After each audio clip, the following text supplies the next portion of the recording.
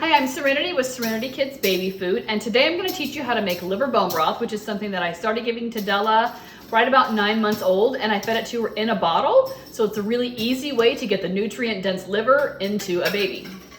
All right, just take 2 cups of bone broth. This is our homemade grass-fed beef bone broth. We use the bones from Belcampo, but if you don't have the time or energy to make bone broth, then Belcampo actually does sell bone broth, which is awesome. It's super tasty.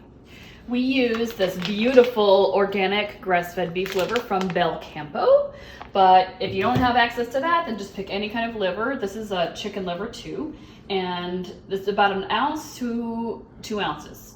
Throw it in the pot. And then you simmer it on kind of low heat. It's important not to overcook liver. And you simmer it for a few minutes until it's kind of gray around the outside and still pink in the middle. And I actually flip the liver over a couple times. And then you pour it into a blender. And I use the smoothie button on mine. You want it to be really, really fine. Remember, it has to fit through that tiny nipple hole.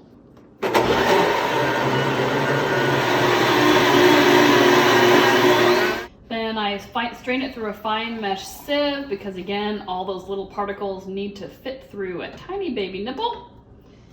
And I freeze them in single serving little mason jars.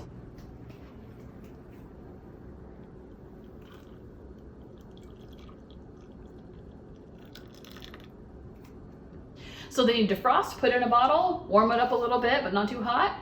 And you're good to go. If you're wondering how old your baby needs to be to drink this, liver is an ideal first food. So whenever you're starting to feed foods to your baby, or if you're doing formula, this is a nice supplement to that 1 or 2 times a day. Della loves it. Mommy.